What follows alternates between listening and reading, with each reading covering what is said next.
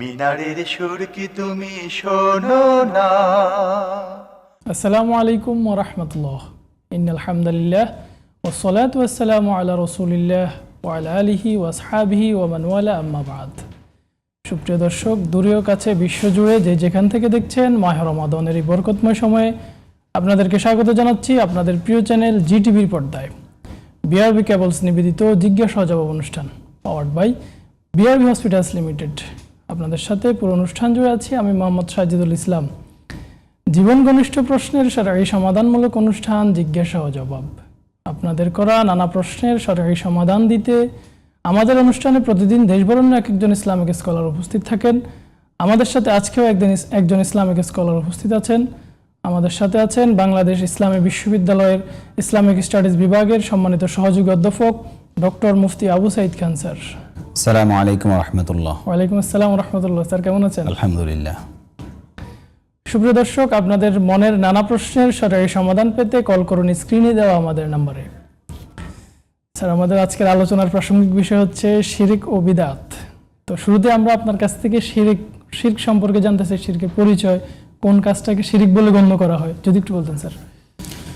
আলহামদুলিল্লাহি রাব্বিল আলামিন ওয়াসসালাতু ওয়াসসালামু আলা আশরাফিল আমবিয়া ওয়াল মুরসালিন ওয়া আলা আলিহি ওয়া আসহাবিহি আজমাইন।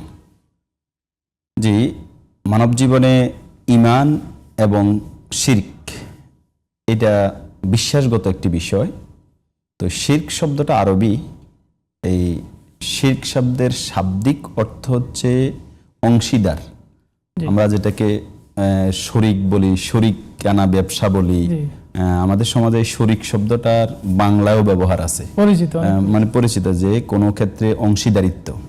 তো আল্লাহর সাথে কাউকে শিরক করা মানে হচ্ছে আল্লাহর উলুহিয়ত, অর্থাৎ আল্লাহ ইবাদতের পাওয়ার অধিকারী, আল্লাহ রাব্বুল আলামিন রব, আল্লাহ তার সত্তা এবং তার অস্তিত্ব এবং তার গুণাবলী এইসব ব্যাপারে একক। কোরআনে কারিমে আল্লাহ তাআলা বলছেন, কুল হুয়াল্লাহু আহাদ আল্লাহুস সামাদ লাম ইয়ালিদ ওয়া লাম ইউলাদ ওয়া লাম ইয়াকুল লাহু কুফুয়ান আহাদ, যে তিনি এক, তিনি অবক্ষাপেক্ষী, তিনি কাউকে জন্ম দেননি, তিনি জন্মগ্রহণ করেননি, তার সমকক্ষ কেউ নেই। এবং কোরআনে কারিমে অন্য আয়াতে আল্লাহ তাআলা বলছেন সূরা শূরার ভিতরে যে লাইসা কামিসলিহি শাই, তার মতো কিছুই নেই। তো অতএব আল্লাহ তাআলা একক, এক এবং সত্তাগতভাবে গুণাবলীর দিক থেকে, তার রুবুবিয়তের দিক থেকে রব হিসেবে, মালিক হিসেবে, এবং তিনি ইবাদত পাওয়ার উপযুক্ত হিসেবে এবং মাবুদ হিসেবে। তো এই সকল ক্ষেত্রে আল্লাহর এই স্থানে, আল্লাহর যে মর্যাদাগত বা আল্লাহর যে অবস্থান, এই জায়গায় অন্য কাউকে শরিক করা, অর্থাৎ আল্লাহর রব হিসেবে অন্য কাউকে যদি কেউ অংশীদার সাব্যস্ত করে। আমাদের সাথে একজন দর্শক যুক্ত হচ্ছেন। আচ্ছা, ওকে। আসসালামু আলাইকুম ওয়া রাহমাতুল্লাহ। দর্শক, আপনার পরিচয় দিয়ে প্রশ্ন করুন। ওয়ালাইকুম আসসালাম। জি, আমি ঢাকা থেকে বলছি। আমার তিনটা প্রশ্ন।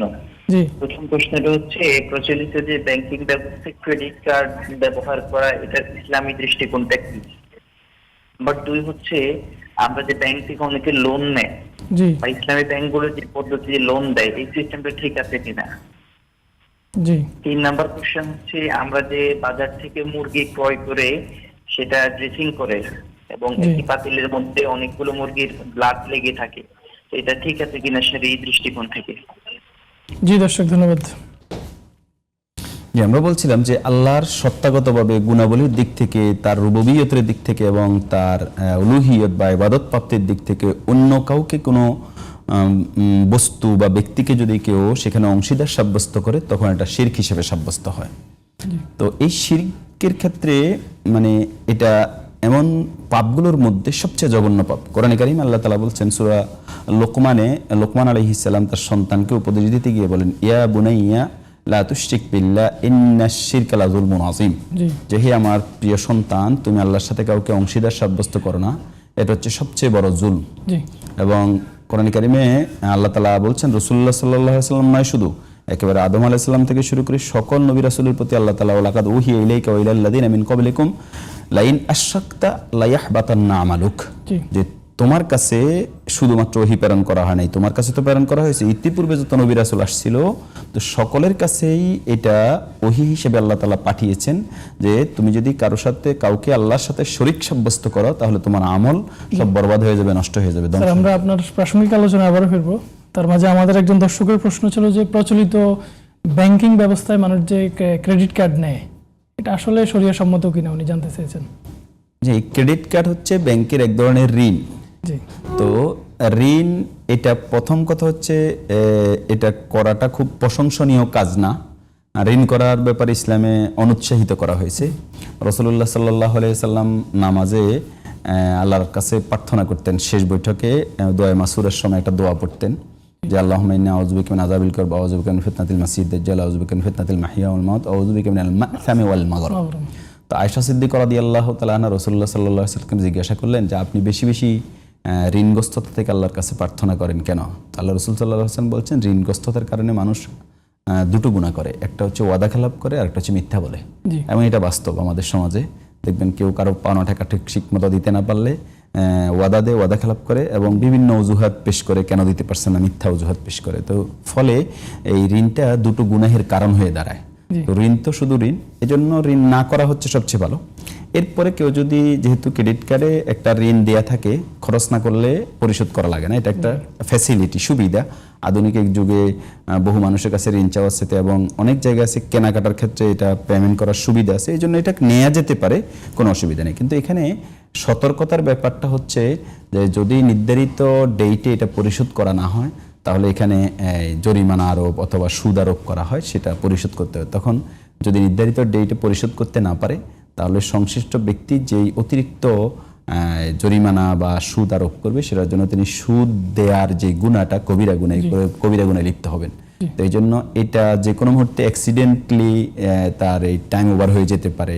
তো এই জন্য এই আশঙ্কায় যথাসম্ভব না করতে পারলে ভালো, এবং যদি কেউ করেন তাহলে তাকে অবশ্যই ডিউ টাইমে পরিশোধ করার ব্যাপারে সিনসিয়ার থাকতে হবে, না হয় তিনি গুনাহগার হবেন। তো সেই ক্ষেত্রে এই ডিউ টাইম পার হওয়ার ক্ষেত্রে ইসলামী ব্যাংক, নন ইসলামী ব্যাংক আমার জানা মতে সবগুলোতেই সেম নিয়ম। তবে ইসলামী ব্যাংকগুলো থেকে করলে সুবিধাটা হচ্ছে যে এখানে যে সকল ইসলামিক পদ্ধতি, যেখানে এই সহযোগিতাটা আপনি কেনাকাটা করছেন, আপনার টাকাটা আপনি ইসলামিক ব্যাংকিংকে সহযোগিতা করছেন। আর সুদভিত্তিক ব্যাংক থেকে করার অর্থ হচ্ছে আপনি সুদভিত্তিক ব্যাংকে সহযোগিতা করছেন। এটাও কোরআনে কারিমের একটা বক্তব্য আছে, সূরা মায়দা আল্লাহ তাআলা বলছেন তাআওয়ানু আলাল বিররি ওয়াত তাকওয়া ওয়ালা তাআওয়ানু আলাল ইসমি ওয়াল উদওয়ান, যে সীমালঙ্ঘন এবং গুনাহের কাজে তোমরা সহযোগিতা করো না পরস্পরকে, বরং তাকওয়া এবং নেক কাজে পরস্পরকে সহযোগিতা করে। এই জন্য যথাসময়ে পরিশোধ করার সিনসিয়ারিটি থাকলে নেওয়া যেতে পারে। জি স্যার, ধন্যবাদ স্যার। আমাদের দর্শকের আরেকটি ব্যাংক রিলেটেড প্রশ্ন, সেটা হচ্ছে আমাদের দেশে সাধারণত দেখা যায় মানুষ বাড়িঘর নির্মাণের ক্ষেত্রে, ব্যবসার ক্ষেত্রে মানুষ লোন নেয় ব্যাংক থেকে।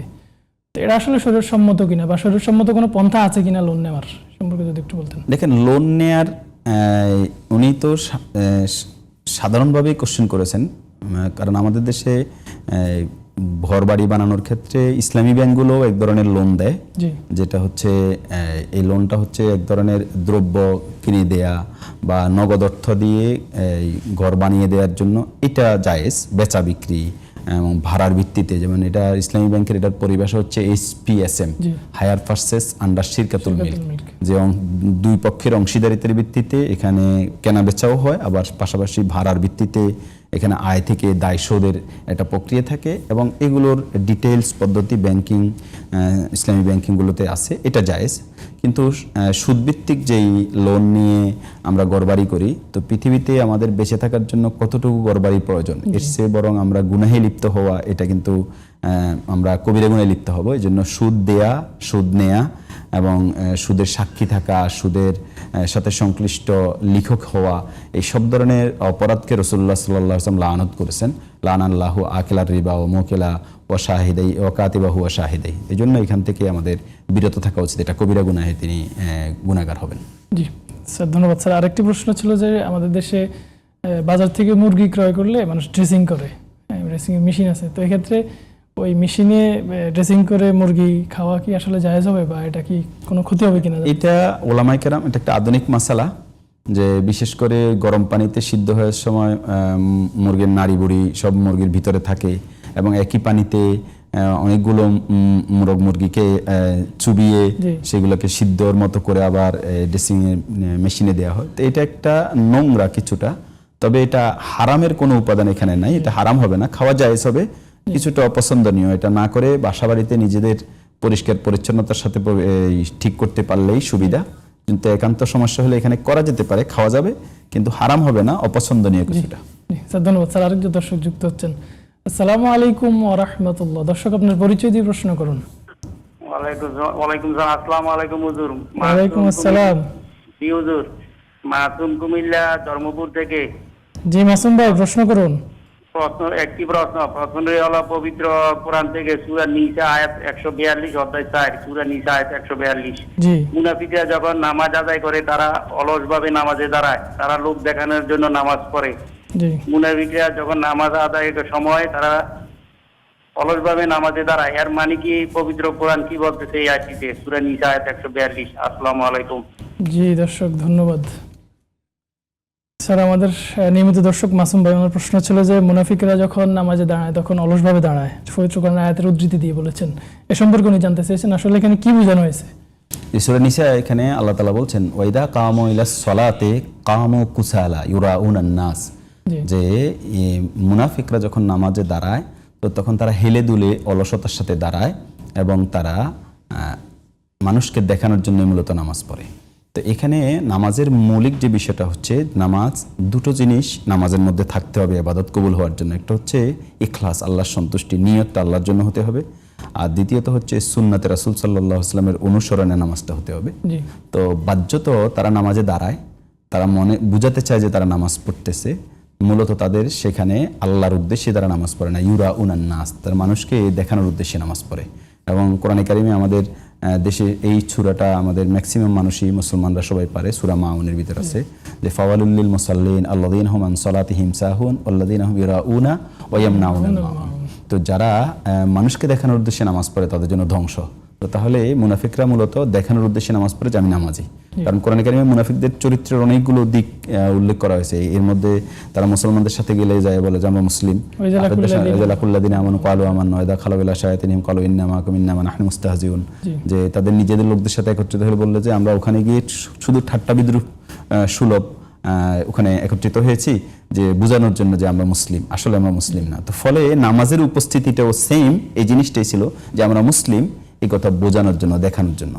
আর দাঁড়ানোর ক্ষেত্রে তাদের নিয়তের বিশুদ্ধতা যদি কারো থাকে তো তাহলে তার ইবাদত করার ক্ষেত্রে যেটা ইহসান বলা হয়, আনতা আবুদাল্লাহ কান্নাকা তারা ফাইন লাম তাকুন তারাহু ফাইন্নাহু ইয়ারাক। সহিহ বুখারীতে হাদিস আসছে যে আল্লাহর রাসূল সাল্লাল্লাহু আলাইহি ওয়াসাল্লাম বলছে ইহসানের সাথে ইবাদত করার জন্য, যে এমনভাবে ইবাদত করা যে আল্লাহ তাআলাকে তিনি দেখছেন, অথবা অন্ততপক্ষে এতটুকু অনুভূতি তার ভিতরে কন্টিনিউ থাকা যে আল্লাহ তাকে দেখছেন। তো মুনাফিকদের যেহেতু দেখানোটা মূল উদ্দেশ্য, তো ফলে একটু হেলে দুলে দাঁড়ায়, যেখানে ইখলাস থাকে না, নিয়তের বিশুদ্ধতাটা থাকে না। জি স্যার, ধন্যবাদ স্যার। বিরতির পর আমরা আবার আপনার কাছ থেকে শুনবো। সুপ্রিয় দর্শক, আপনারা দেখছেন বিআরবি কেবলস নিবেদিত জিজ্ঞাসা ও জবাব অনুষ্ঠান, powered by BRB hospitals limited. সময় হলো একটি বিরতির পর আমরা আবারও ফিরে আসবো, ততক্ষণে আমাদের সাথেই থাকুন। মিনারের সুর কি তুমি শোনো না?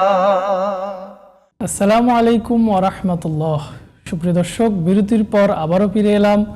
আপনারা দেখছেন বিআরবি কেবলস নিবেদিত জিজ্ঞাসা ও জবাব অনুষ্ঠান, powered by BRB hospitals limited. জীবন ঘনিষ্ঠ প্রশ্নের সারাই সমাধানমূলক অনুষ্ঠান জিজ্ঞাসা ও জবাব। আপনাদের মনের নানা প্রশ্নের সারাই সমাধান পেতে কল করুন স্ক্রিনে দেওয়া আমাদের নাম্বারে। স্যার, বিরতির পূর্বে আমরা আপনার থেকে শুনছিলাম, তো আমাদের শিরিক সম্পর্কে আপনার থেকে শুনছিলাম। শিরকের আমরা তো কয়েকটা দিক বললাম, যে এটা আল্লাহকে রব হিসেবে বিশ্বাসের ক্ষেত্রে যদি কেউ অংশীদার সাব্যস্ত করে তখন এটা রুবুবিয়তের শিরিক। আর পরে যদি ইবাদতের ক্ষেত্রে যদি কাউকে শিরিক করে তাহলে এটা ইবাদতের দিক থেকে শিরিক। এই শিরিকগুলোকে আবার দুই ভাগে ভাগ করা হয়েছে ওভারঅল সব শিরিকটাকে। একটাকে বলা হচ্ছে আশ-শিরকুল আকবার, আরটা বলা হচ্ছে আল-শিরকুল আসগর। তো আকবার শিরিক মানে হচ্ছে এমন শিরিক যে শিরিক করলে, যে কোরআন কারিমে যে আয়াতটা আমি বললাম, লা ইয়াহবাতান্না আমালুক, আমল বিনষ্ট হয়ে যাবে এবং সে কাফের হয়ে যাবে, ইসলাম থেকে বিচ্যুত হয়ে যাবে, খারিজ হয়ে যাবে এবং তিনি আর মুসলিম থাকবেন না। আল্লাহ তাআলার সত্তাগতভাবে যদি কেউ আরেকজনকে সত্তা হিসেবে স্বীকার করে, যেমন আল্লাহর সন্তান সাব্যস্ত করা, আল্লাহর স্ত্রী সাব্যস্ত করা, খ্রিস্টানদের মধ্যে অনেকের এই আকীদা আছে।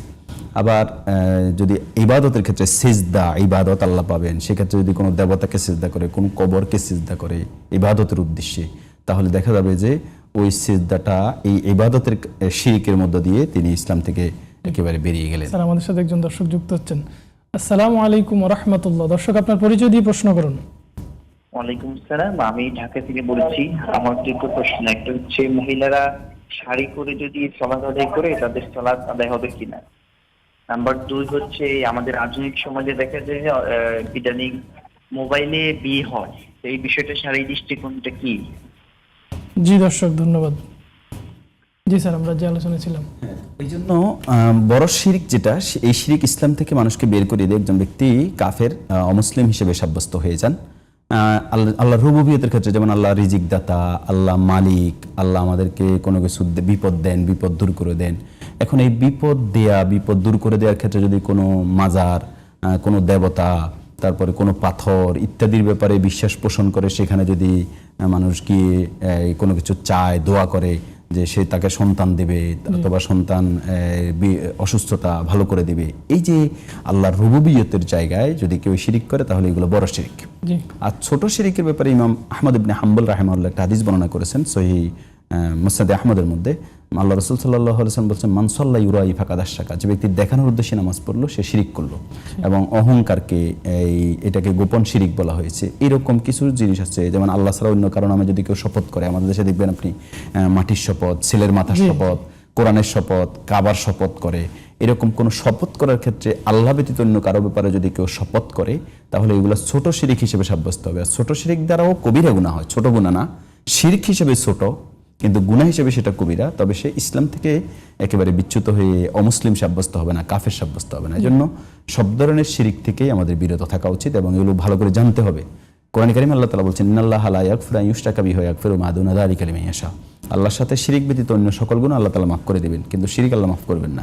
এজন্য শিরিক সম্পর্কে জানা এবং এটা থেকে বিরত থাকার ব্যাপারে সতর্ক থাকা প্রত্যেক মুসলিমের দায়িত্ব। জি স্যার, ধন্যবাদ স্যার। আমাদের একজন দর্শকের প্রশ্ন ছিল যে অনেক সময় মহিলারা দেখা যায় শাড়ি পরে নামাজ পড়ে, তো শাড়ি পরে নামাজ পড়লে নামাজের কোনো ক্ষতি হবে কিনা উনি জানতে চেয়েছেন। বিষয়টা হচ্ছে, নামাজের জন্য শাড়ি পরা বা জামা পরা এগুলো কোনোটাই ইসলামী শরীয়ত সুনির্দিষ্টভাবে বলে নাই যে এটা পড়তে হবে, এটা পড়তে হবে। ইসলামী শরীয়তের বক্তব্য হচ্ছে যে সতর ডাকা ফরজ। খুযু যিনাতাকুম ইনদা কুল্লি মসজিদ, কোরআন কারীমে আল্লাহ তাআলা বলছেন যে তোমরা তোমাদের সৌন্দর্যকে ধারণ করো সিজদার সময়, মানে নামাজের সময়। এখন সৌন্দর্য কতটুকু ধারণ করবে? পুরুষের জন্য পুরুষের সতর, মহিলার জন্য মহিলার সতর। মহিলার মুখমণ্ডল এবং হাতের কবজি ব্যতীত বাকি পুরোটাই হচ্ছে সতর। হানাফি মাযহাবের একটা বক্তব্য আছে যে পায়ের যেই পাতা এটা খোলা রাখলেও নামাজ হয়ে যাবে। মুফতি শফি রাহিমাহুল্লাহ মারিফুল কোরআনে এই আয়াতের তাফসিরে বলেছেন এবং ওলামাদের অনেকেই বলেছেন। তবে হানাফি মাযহাবের প্রাচীন আলেম যারা, যেমন বাদায়ুস সানায়ের ভিতরে এবং প্রাচীন আলেম, তারা বলছেন পাও ঢেকে রাখতে হবে। তো এই ক্ষেত্রে আমরা বাকি তিন মাযহাবের বক্তব্য পাও সতরের অন্তর্ভুক্ত। আমরা মনে করি এই ক্ষেত্রে অগ্রাধিকার দেয়া মত হচ্ছে যে পা সহ ঢেকে রাখবে, শুধুমাত্র মুখমণ্ডল এবং হাতের কবজি ব্যতীত বাকি পুরো শরীর ঢেকে মহিলাদের নামাজ পড়তে হবে। এমনকি পাও ঢেকে রাখাই হচ্ছে সর্বোচ্চ সতর্কতা আমরা মনে করি। যদিও হানাফি ওলামায়ে কেরামদের একটা বিরাট অংশের মত হচ্ছে নামাজ হয়ে যাবে, কিন্তু এখানে উত্তম হচ্ছে বা সতর্কতা হচ্ছে ঢেকে রাখা। সেক্ষেত্রে পেটিকোট বা শাড়ি যদি পরা থাকে তাহলে সেটাকে একটু নিচু করে দিলে পা সহ ঢেকে যাবে। তো সেক্ষেত্রে একজন মহিলা যদি একটা শাড়ি দিয়ে তার পুরো শরীর ঢেকে রাখতে পারেন কবজি পর্যন্ত তাহলে নামাজ হবে। কিন্তু সাধারণত একটা শাড়ি দিয়ে আমাদের দেশে যে শাড়িগুলো পরে হাত এবং পেট, পিঠ, কাঁধ, মাথা সব কিছু একসাথে ঢেকে এটা আসলে নামাজ পড়া খুবই কঠিন। এই জন্য সবচেয়ে ভালো হচ্ছে যে সালোয়ার কামিজ অথবা মেক্সি অথবা হিজাব পাওয়া যায়, এগুলো হিজাব পরে একেবারে হাত পর্যন্ত, এখানে কবজি পর্যন্ত যেগুলো রাবার দিয়ে লাগানো থাকে, এরকম জামা পরে নামাজ পড়লে সবচেয়ে সতর ডাকার জন্য সতর্কতা থাকে এবং বিশেষ করে সেজদায় গেলে, রুকুতে গেলেও সতর খোলার কোনো সম্ভাবনা থাকে না। জি স্যার, ধন্যবাদ স্যার। দর্শকের আরেকটি প্রশ্ন ছিল যে আমাদের দেশে সাধারণত দেখা যায় যে মোবাইলে বিয়ে হয়, কনে বা বর বিদেশে থাকে বা কনে বর দেশে থাকে, তো এক্ষেত্রে মোবাইলে বিয়ে হয়, তো এইটা কি আসলে শরিয়া সমর্থন করে কিনা, শরীয় দৃষ্টিকোণ থেকে যদি বলতে? বিবাহের ক্ষেত্রে রাসূল সাল্লাল্লাহু আলাইহি ওয়াসাল্লাম বা সাহাবায়ে কেরামের জামানায় অথবা ইমামদের জামানায় তো এরকম মোবাইল যোগাযোগ ছিল না, তো ফলে ওই সময়ে এই বৈবাহিক সম্পর্কের এই মাসালাও ছিল না। যেহেতু এটা আধুনিক একটা যান্ত্রিক স্যাটেলাইটের যুগে মোবাইল যোগাযোগের যুগ। জি স্যার, একজন দর্শক যুক্ত হচ্ছেন। আসসালামু আলাইকুম ওয়া রাহমাতুল্লাহ। দর্শক আপনার পরিচয় দিয়ে প্রশ্ন করুন। জি, আমি ঢাকা থেকে বলছি। আমার দুটো প্রশ্ন। একটা হচ্ছে, আমরা জানি যে উটের গোশত খেলে অজু করতে হয়, বিষয়টা ঠিক আছে কিনা বা এটার শারীরিক দৃষ্টিকোণটা কি? জি আরেকটা প্রশ্ন হলো, বর্তমান জামানে দেখা যায় যে অনেকের মাহরাম থাকে না, তো যার জন্য সে হজ বা উমরা করতে পারে না। তো কারো যদি মাহরাম তাকে এয়ারপোর্ট পর্যন্ত পৌঁছে দেয়, পরবর্তীতে আবার সৌদি এয়ারপোর্টে অন্য কোনো মাহরাম তাকে রিসিভ করে, তাহলে এই ক্ষেত্রে তার হজ ও উমরা করতে পারবে কিনা? জি জি জি দর্শক, ধন্যবাদ। স্যার, আমরা যে আলোচনা ছিলাম মোবাইলে বিবাহ, এক্ষেত্রে ইসলামের এই মৌলিক দিক বিবাহের ক্ষেত্রে হলো দুটো দিক, একটা হলো ইজাব কবুল, অর্থাৎ এক পক্ষ প্রস্তাব দিবে আর এক পক্ষ গ্রহণ করবে, আর সাথে সাক্ষী থাকবে, দুজন পুরুষ অথবা একজন পুরুষ দুজন মহিলা সাক্ষী থাকবে। তো সেক্ষেত্রে যদি এমন হয় যে ওখানে দুজন সাক্ষী আছে বিদেশে, এখানেও দুজন সাক্ষী আছে এবং এই দুই সাক্ষীকে দেখে, বিশেষ করে কলটা যদি ভিডিও কল হয় জি এবং সত্যিকার অর্থে ওই ছেলে এবং মেয়ে দুপক্ষ ইজাব কবুলের সাক্ষীরা জ্ঞাত হয়, তাহলে আশা করি এই বিবাহ হয়ে যাবে, যেহেতু ইজাব কবুল প্রত্যেকে শুনছে এবং সাক্ষীরা দেখছেন। তবে উত্তম হচ্ছে যখন দেশে আসবে তখন আরেকবার বিবাহটা ইজাব কবুলটা সম্পন্ন করে নেওয়া হচ্ছে উত্তম, তাহলে আর কোনো সন্দেহ থাকে না। জি স্যার, ধন্যবাদ স্যার। আরেকজন দর্শকের প্রশ্ন ছিল যে অজুরত অবস্থা যদি কেউ উটের মাংস খায় তাহলে কি আবার তাকে অজু করতে হবে কিনা, বা উটের গোশত খেলে অজু ভেঙে যায় কিনা, এই সম্পর্কে? এটা তাওয়াদ্দাউ মা মাসাতিন্নার হাদিসে আসছে যে তোমরা সংক্ষেপে। আগুনে রান্না করা খাবার খেলে উজু করবে। তবে সেক্ষেত্রে উটের গোস্তের ব্যাপারে মতভেদ আছে। তা আমরা মনে করি যে অন্য সকল ক্ষেত্রে যে কোনো রান্না করা খাবার খেলে উজু ভাঙবে না। তবে আধুনিক আলেমদের ভিতরে সলাল হুসাইমিন রাহিমাহুল্লাহ ফতোয়া দিয়েছেন যে উটের গোস্ত যদি কেউ রান্না করা উজুর পরে খায় তাহলে তার উজু করতে হবে। জি স্যার, ধন্যবাদ। স্যার, একজন দর্শক যুক্ত হচ্ছেন। আসসালামু আলাইকুম রহমতুল্লাহ। দর্শক, আপনার পরিচয় দিয়ে প্রশ্ন করুন। আসসালামু আলাইকুম। হুজুর, আমার একটা প্রশ্ন ছিল যে সৌদিতে আর বাংলাদেশে যে ঈদের দিন আর কি, সৌদিতে একদিন আগে ঈদ হয়, আমাদের দেশে একদিন পরে, কিন্তু আমাদের বাংলাদেশে কিছু কিছু অঞ্চলে দেখা যায় যে সৌদির সঙ্গে ঈদ করে। জি। তো ওই দিক দিয়ে যে দেখা যায় যে অন্য অঞ্চলের মানুষগুলো মানে রোজা রাখে, তো ঈদের দিনে তো রোজা রাখা হারাম। জি তাহলে এটা যে মানে এক অঞ্চলের মানুষ ঈদ করতেছে, আরেক অঞ্চলের মানুষ রোজা রাখতেছে একই দেশে, তাহলে এটা আসলে বিজ্ঞানের দিক দিয়ে। জি দর্শক, ধন্যবাদ। আপনার প্রশ্ন আমরা বুঝতে পেরেছি।